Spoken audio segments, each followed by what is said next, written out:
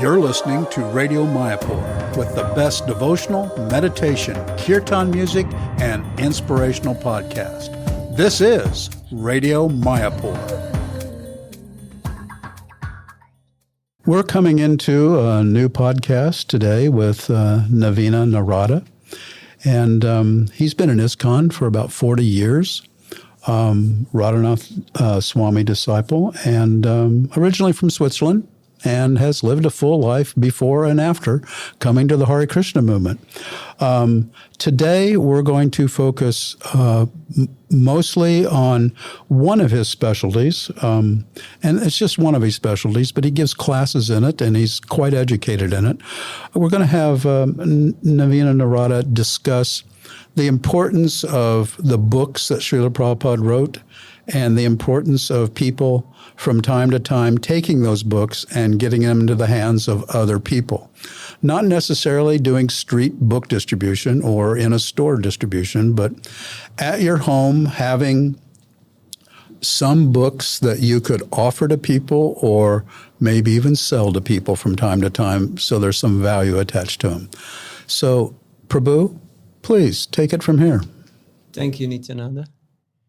So, I've been involved with the distribution of Srila Prabhupada's books for the past 4 decades.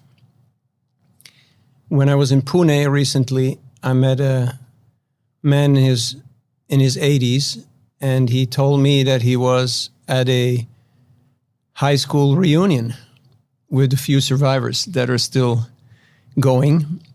And as part of that reunion, he gave everybody a gift of Bhagavad Gita as it is. 2 weeks later, he got a phone call from one of his old friends. And the friend told him, "I'm very angry, I'm very upset with you." And he said, "Well, why?" And he said, "How long have we known each other?" Must been about 60 plus years. "And why did you wait so long before you gave me that book?" And the man said, "Look, I only got that book a few years ago myself, and I had to first read it and understand it. And that's why it took that long before I gave it to you.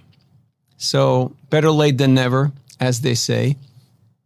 As you were pointing out, the venue where we distribute books or where we share the message of the Bhagavad Gita is a detail.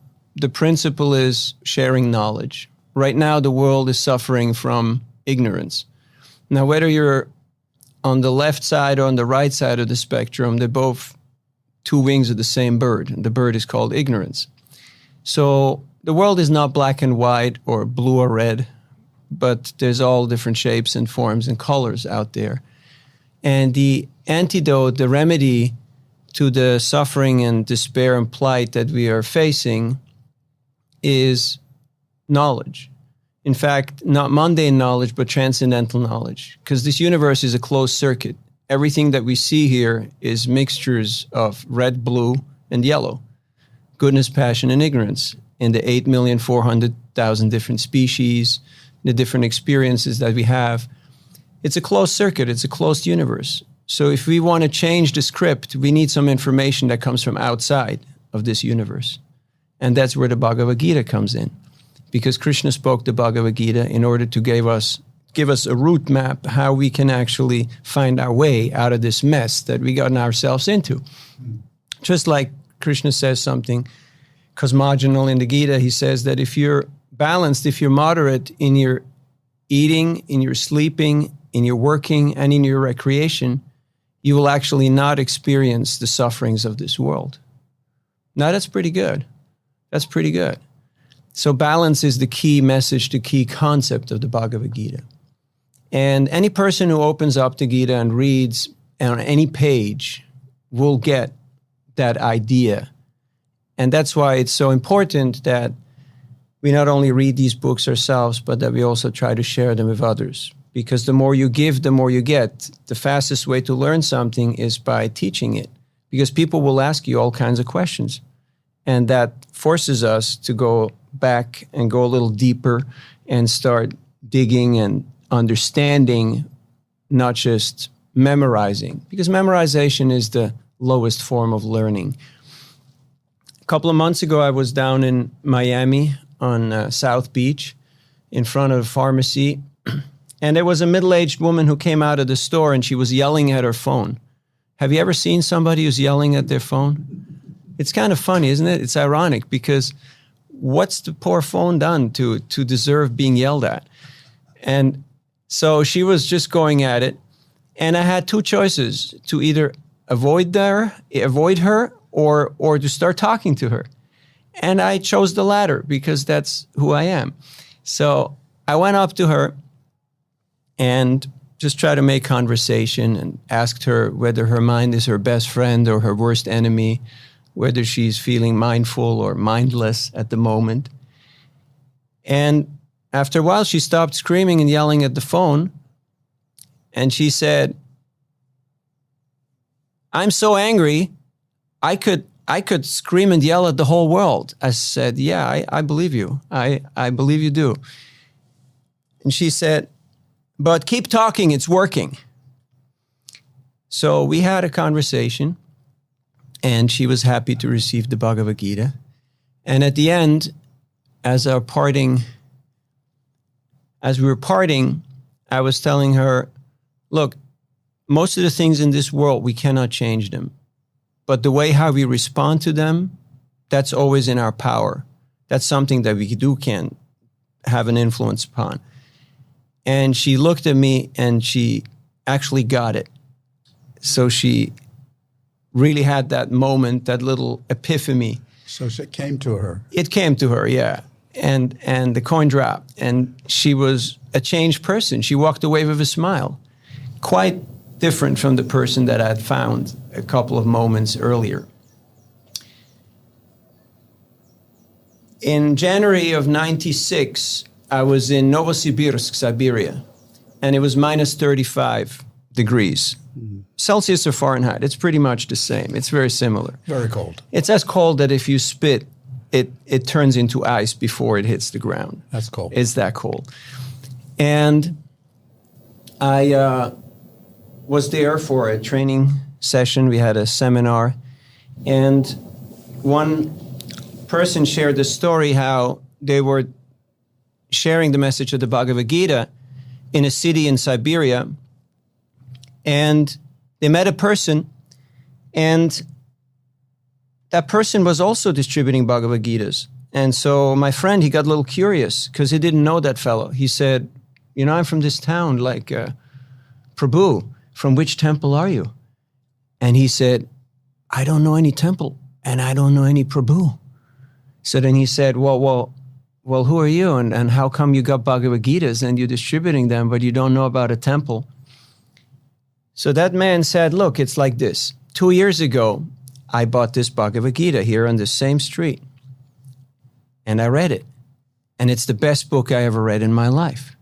And at the end of the book, God, Krishna, he says, if you want to become dear to me, you have to give this knowledge to other people." So what he did was he went to a Xerox shop and he had 100 copies Xerox copied. And he went out on the same street giving these books to people. And he said, "By the way, you can give a little donation. It cost me this much to Xerox copy this book." Now, I have a doubt. Actually, I have many doubts, because as you know, doubting is the sign of intelligence. So because I have many doubts, I must be smart, right? So jokes aside, one of my major doubts is, what if we also become a little too self-absorbed, a little too comfortable, a little too complacent, a little too indulged, and we also lose it. Like so many spiritual groups and religions and movements, they started out pretty radical and they started out pretty front cutting edge. And then as they went from unorganized religion to organized religion, there was a shift and something happened. And many of them lost their plot. They lost the edge. So what if the same thing happens to us? And history tends to repeat itself. So when I hear stories like this, I'm convinced that even if those who are listening to this podcast and those who are not, even if we all lose it, so to speak, and we wimp out, we just lose the plot. Somewhere in Siberia, somewhere in Patagonia, somewhere in the Sahel Desert, somewhere on a Greek island, somebody will find a Bhagavad Gita as it is and will read it and will say, you know what? This is it. I'm going to do this thing and I'm going to give this knowledge to other people. So that is a source of inspiration for me. So I feel very privileged that I've been able to travel and to meet people of all walks of life and talk to them about what they're going through and experiencing that change when a person is totally caught up in their own script and somehow by, you can say, a random act of kindness, they get touched by the message of the Bhagavad Gita and they walk away a different person. So what you're really saying is for all the average devotees around the world, Krishna devotees around the world, that are not book distributors and have no engagement in book distributing, they will feel much better about themselves getting other people to hold this knowledge in their hand and read it themselves. Just the act of getting those books to other people makes people feel better. Oh, yeah, absolutely. And one main advantage is that you can only give what you got. So first, you got to get the books, and I don't mean just physically, because ordering them is one thing. But then also, if I'm not reading and I'm not really into it, then I'm kind of a hypocrite. I'll be just preaching something and shooting blanks at people. So unless I actually open the book and I stick my nose in it and I try to absorb at least one verse a day, I'm kind of, one of those people that I tried to avoid when I was a teenager. So it really puts the onus, it really puts the burden of proof on me that I try to work on myself. I have a friend in New York, he drives a cab, and he's always got a box of books with him.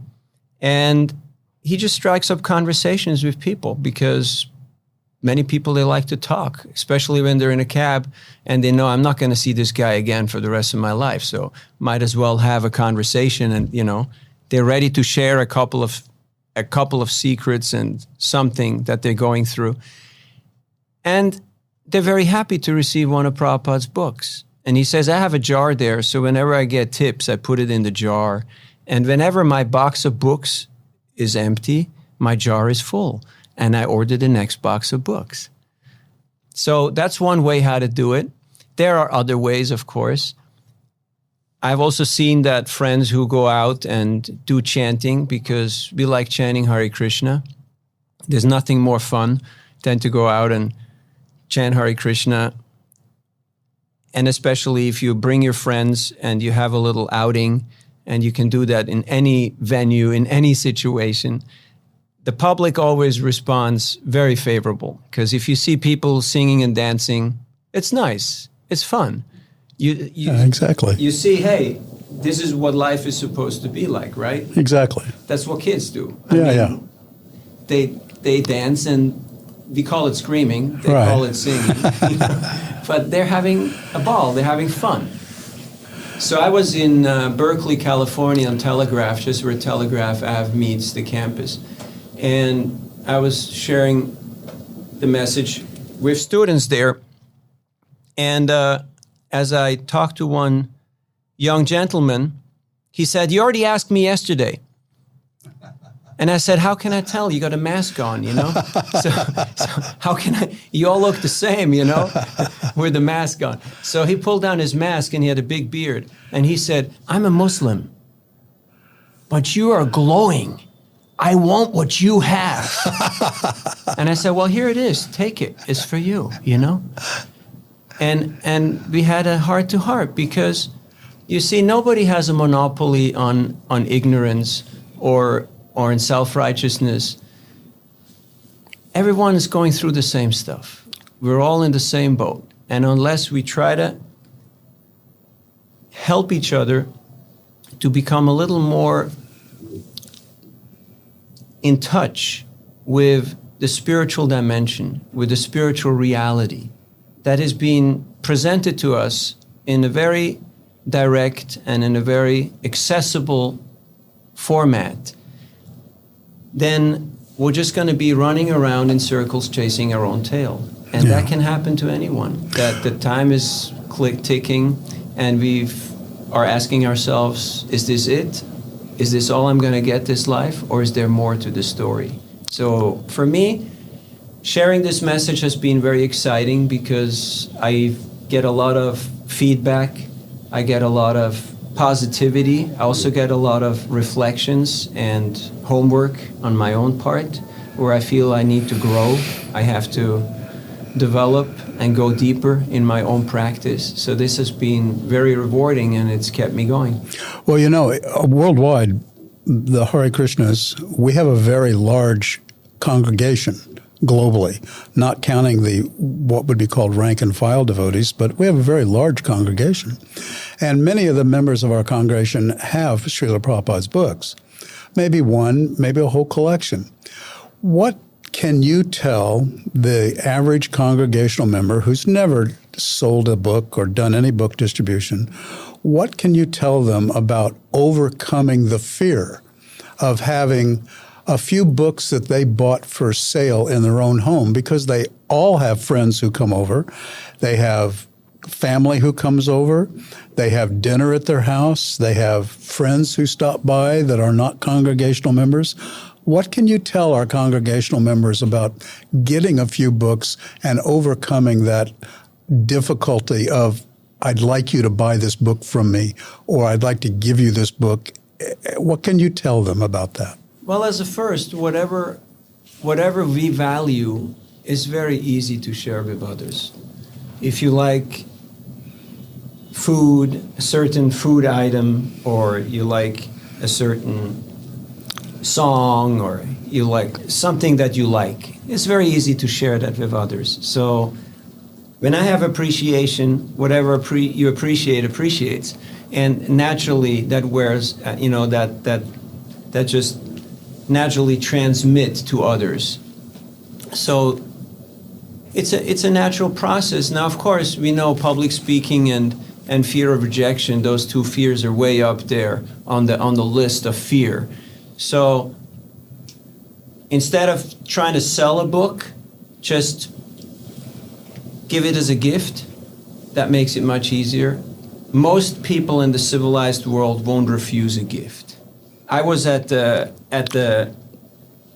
Mumbai airport, just about to board a flight, in a line, and behind me was an American businessman in a suit, and he looked at me, and I was dressed with traditional robes, and he said, "What are you trying to do? You're trying to be a monk or what?"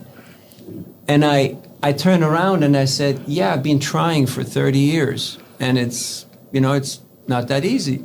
And I pulled out a Bhagavad Gita and I said, "And it's all explained in here. This is a gift for you."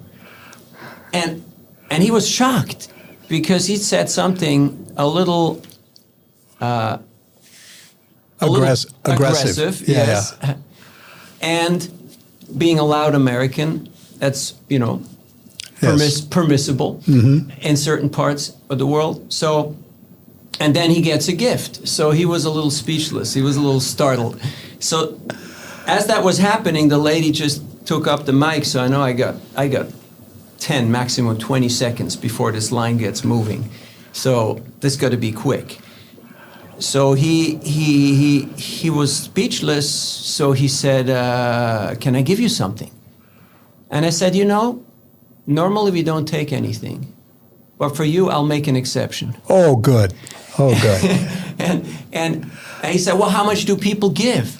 And now the heat was on him, And I said, "Well, some people give everything they got. I mean, some people give their life. Well, if you're not ready to do that, then why don't you give $1 million?" So we both started laughing. She announced the flight, and I just say, "Give whatever." And he handed me a kind donation, and we both went on the same flight. So life can be exciting if you want to have some excitement in your life. I know not everyone is looking for excitement, but I guarantee you, money back guarantee from this podcast, if we step out of comfort zone, then that unknown will become our new comfort zone.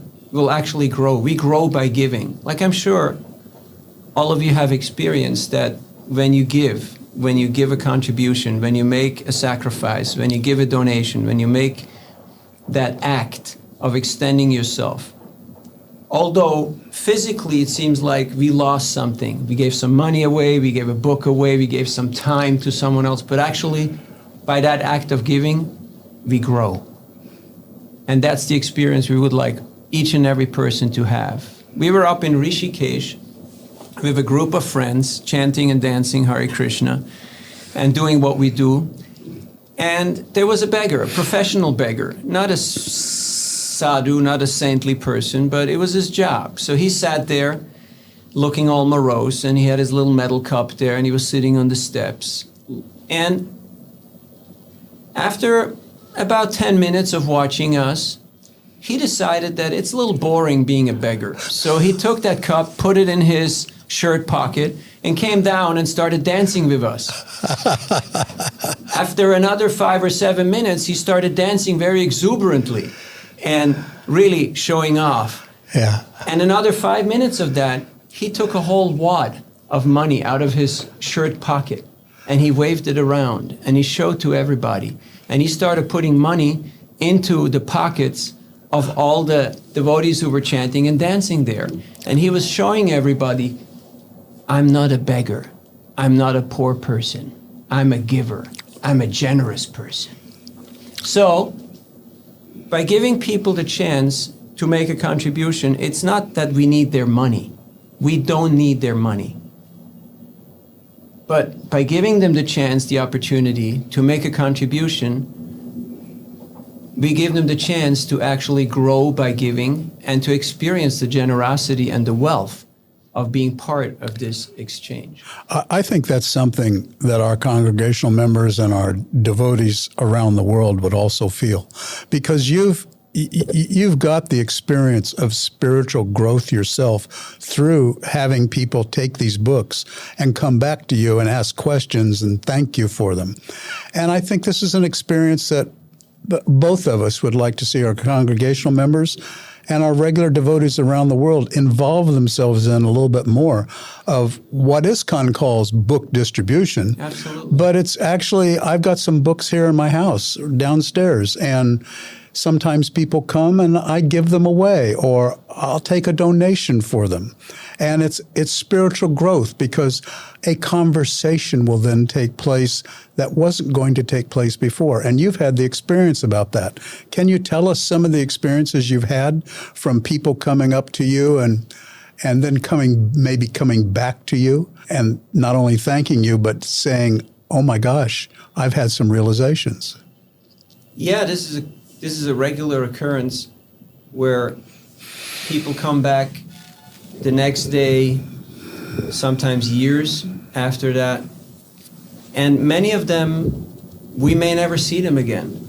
But the sweetest fruits are the trees that we plant today, whose fruits we'll never eat. So paying it forward and making that investment is very important. Oftentimes I meet people who already got a book somewhere, and they came to thank me, and I'm like, hey, I didn't do anything, it wasn't me. But they still want to show gratitude, they want to show appreciation. So we are here today having this discussion because Srila Prabhupada, he stayed up every night and wrote 6 pages. And in this way, he wrote over 60 books. And when he started out in New York, he had no temple, he had no movement. It was him. And he placed books on consignment in a few bookstores. And one lady, she said, are you from India? And he said, yes. So she said, I love Indian food. Prabhupada asked, what do you like? She said samosa. So the next time he brought samosas for her that he made personally. So why are people so much into social media? Because they want to have friends. They want to have that feeling of there is actually some reciprocation. There's something going on here. So by putting ourselves out there and being a conduit, being an instrument in the hands of Lord Chaitanya, in the hands of higher powers, so to speak. What does it mean to be enthusiastic, entheos? It means to be divinely inspired or divinely empowered or divinely possessed. To be able to say things, to be able to do things, to experience things that are beyond our mundane capacity is truly life-changing. It's truly mesmerizing. I was in the University of San Jose, and I was a young student there, and I couldn't figure him out. I couldn't really guess out his story. And usually I'm pretty good at reading people because that's what I do. So I just couldn't figure him out. And he was kind of very discreet, he didn't give it away. And I didn't know how to deal with him. I didn't know how to approach him, what to say to him. So what do you do when you don't know what to do? Well, then you have to say a little prayer in your heart and ask for a little help. You tell Krishna, right now would be a good time for a miracle. Yeah. Because I can't do this. I've been there. Yeah. And it's that moment of truth. I call it the moment of truth. So I didn't know what to say, but I still opened my mouth and started talking because that's who I am. And I looked at him and I said, you are Uyghur. You speak 4 languages. You speak Uyghur, Chinese, Russian, and English. And the guy said, how the heck did you find me? Now I know nothing about the Uyghur tribe. I've never been there, even though I love them, but I'm not aware of who they are and what they do. But it just came to me. And because he was curious, how did you find out who I am? How did you find me? I said, well, you have to read the book, you know. It's all explained in here. So we all, like, as kids, we love to go to the circus because, you know, some people like the elephants, some like the horses, some like, you know. I always like the clowns because they do a little bit of magic and they do some fun stuff, right? So if you want to see the magic, and I believe we all do, because what are adults? They're just grown-up kids, right? Yeah, exactly. We want to see the magic. Exactly. And that's what people ask me every time, like, tell me something. You got the magic? I was walking on South Beach, and there was 2 businessmen walking there, and they were wearing all the right stuff. I mean, they looked proper. They had the watches, the suits. They were doing all business talk, Miami. And I wanted to talk to him, but I realized it's kind of impolite. I can't just jump in there like in a tackle, you know, and jam their conversation. So I didn't know what to say. So I just walked up to them and I said, I know it's hard to be humble when you're 6'3" and 53 years old. And one guy looked at me and goes like, do you know me? Do you know who I am? You've been following me? And he really freaked out. And I said, I'm 6'3" and I'm 53 years old. I know how you feel. And he calmed down. He got it. And I gave him a big hug. And then I gave him a book. And he gave me a contribution. And nothing more needed to be said because we had a little heart-to-heart there. Because I know what it feels like when you're walking tall and proud and you think like you got it figured out. And then so many things happen in life that prove to us that I got nothing figured out and I'm not in control at all. So we're all in this together and we're all looking for the way forward. And this is a very interesting time that we're living. And how to be an agent of change, how to be part of the solution rather than be part of the problem. That's where we're very blessed, we're very fortunate that Srila Prabhupada came and he brought us these books and he also gave us a movement and the process by which we can apply ourselves to this practice of bhakti, of pure devotional service. And to do this consistently requires a little bit of endeavor, a little bit of sincerity. Yet it all comes to us through our individual practice. So personally, when I get up early and I read in Prabhupada's books things that are just like I just read, bhakti is the highest form of intimacy. Like, we want to be close. We want to have close friends. We want to experience some intimacy with the people that are near and dear to us. But he says bhakti is the highest form of intimacy. And we realize that through our practice, and also when we're sharing this message, that everybody out here in this world is looking, we're all looking for the same thing. We're looking ultimately how to receive this divine love, and then how to share it with others. So to give a person one of Prabhupada's books is a very simple and easy way to do that. And what will come of it? We may never see this person again, or they may respond favorably, or we may have to face some rejection or some looks. But this is all part of the growth. There's no growth without some resistance. Some resistance, yeah. Yes.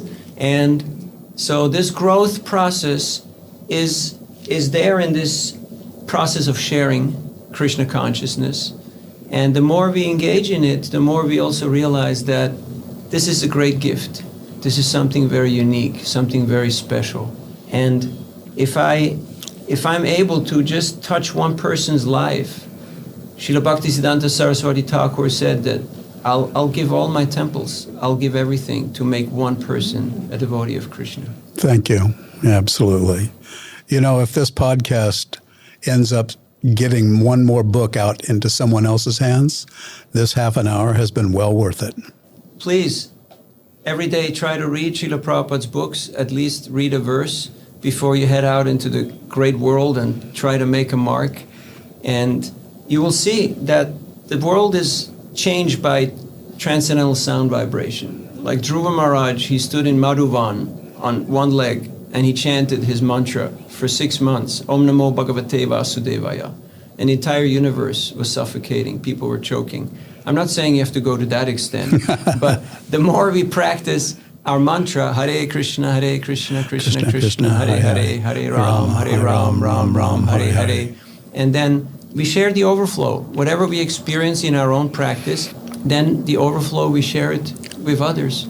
And doing it together with friends, this is Sankirtan, Samyak Kirtan. It's a team sport. It's not just about me, about how good I feel about things, but of trying to be part of something greater and sharing this message with others, and then seeing how everyone in this world is looking for the same thing. We're not so different than any other people out there. In fact, we're all part of the same. And I'll leave you with this last little story. I was in Tashkent, Uzbekistan, and we visited the shrine of a Sufi saint. And there was a Sufi person, a Muslim, who was praying there. And me and my friend, we were in a pant and shirt, given the environment that we're in. After he finished his prayers, he came over to us and he said, I know you're devotees of Krishna and you're chanting Allah's name. So today, by Allah's grace, is a very fortunate day.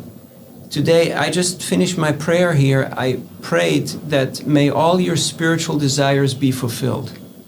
And I would like to invite you to come to my home to have a meal with me and my family. And I thought, wow, this guy's got it. He's got devotion. He doesn't know us, doesn't know who we are, where we're from, but he's in touch with the internal potency. And we should be able to recognize and to appreciate when we see Krishna's potency in its different forms and varieties, and join forces. Everybody wants to see a change. Everybody wants to see an improvement in themselves and in the world. But the macrocosmos can only change if the microcosmos changes. So this is where all of you come in. I'd like you to pick up your phone, order some books, and then share them with others. Give them away as gifts, distribute them, sell them, but most importantly of all, give yourself this greatest gift on a daily basis. And recognize, like that beggar from Rishikesh, we're not poor, we're wealthy. We're givers. We're givers. And that's the message of the day. Thank you for your kind attention. I wish you a great day and a great life. Hare Krishna, all goes Prabhupada. Thank you very much, Prabhu. We have attained our goal for this podcast, and I think it's going to fall very favorably upon the ears of many people. Thank you so much. Thank you. Hare Krishna. Hare Krishna. You're listening to Radio Mayapur with the best devotional, meditation, kirtan music, and inspirational podcast. This is Radio Mayapur.